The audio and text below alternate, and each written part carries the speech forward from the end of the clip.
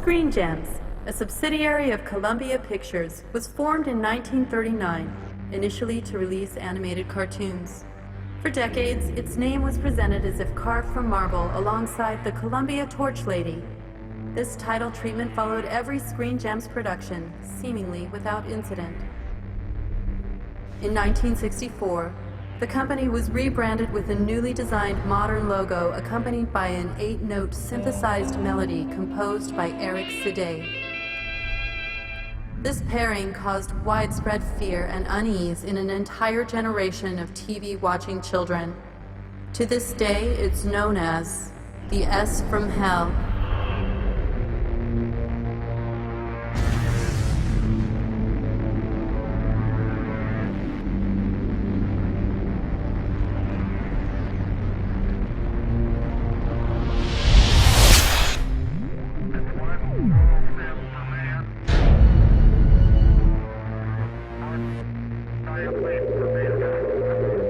I remember it specifically being at the end of The Flintstones and Bewitched.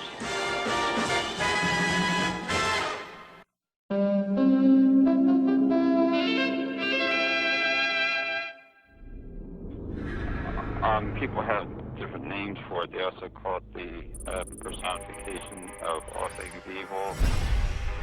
And of course, the S from Hell. The Screen Gems logo, it was a red whirling kind of a stylized S on a yellow background, and it would come from it would come together on the screen amid this really horrific Moog synthesizer music.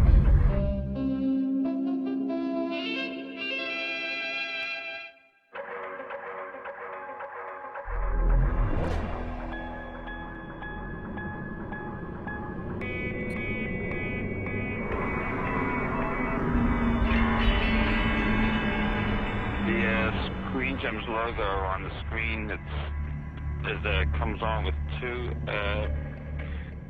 sort of like parallelograms. One is at the top of the screen, and that's like the smaller one, and then there's a large one at the bottom of the screen, and then gradually they come toward each other, and the small one on top gets larger, and the bigger one on the bottom gets smaller. And then as they come near each other, they wrap around a small spot or dot that kind of comes up in the middle of the screen. And then as all that's happening, the word Screen Gems kind of come forward on the lower half of the screen. And it almost looks like one of those radiation warning signs that you would see posted on fallout shelters. I'm not sure I made that connection when I was 5, but that's kind of what it looks like. The music was music of nightmares.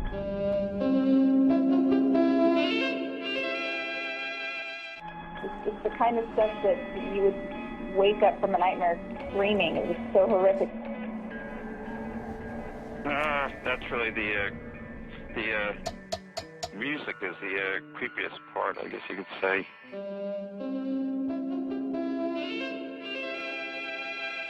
It was this distorted, staticky, poppy, synthesized Moog music. It was unearthly.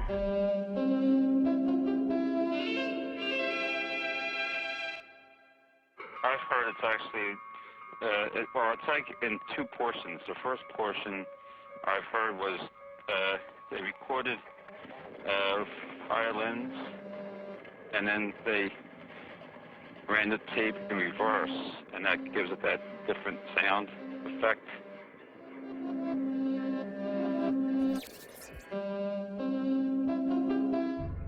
And then the second half, it's like two tones. I think that's the synthesizer. Kind of like cranked up. I'll tell you what really got me and a lot of other kids. That end, right there, the end, very hard.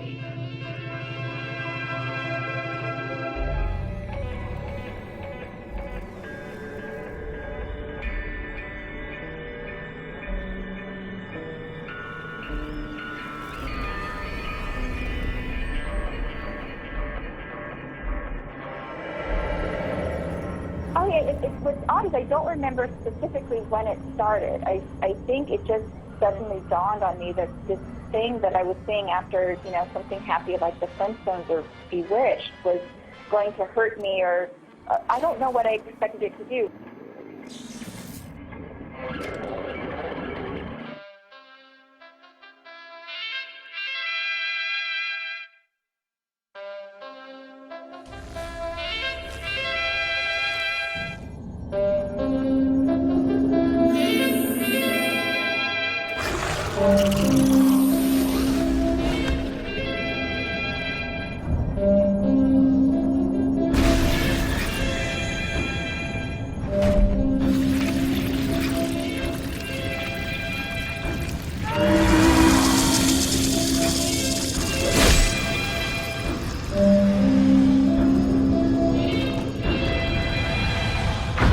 Sister, well, I still do, she's still around, and one of her favorite torments she liked to do was to hold me down and to brush her hair over me and say "Screen Jim" over and over,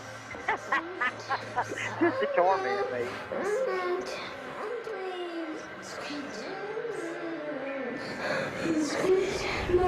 This looks like a little spot that grows out of the middle of the screen. It looks like it's being attacked by the two parallelograms because they kind of wrap around it, kind of like enclosing it.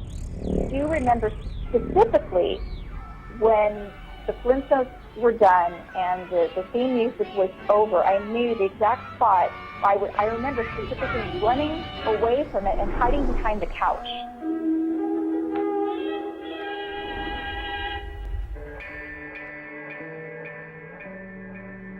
I remember, and again, this is, hazy, I was 5 or 6, but I remember the Screen Gems logo coming to me in a dream and just in my face, but it was, in my dream it was blue. I don't know why it changed color in my dream. Maybe my brain was trying to protect me a little bit from this image, but yeah, it was after me.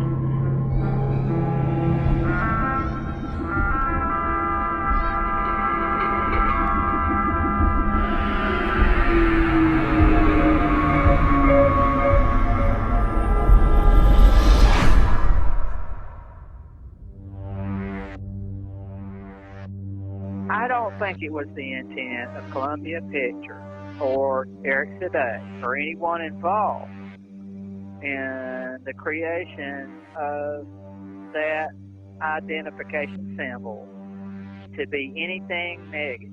Because, let's face it, credits at the end of a television program are more for the industry than for the viewer.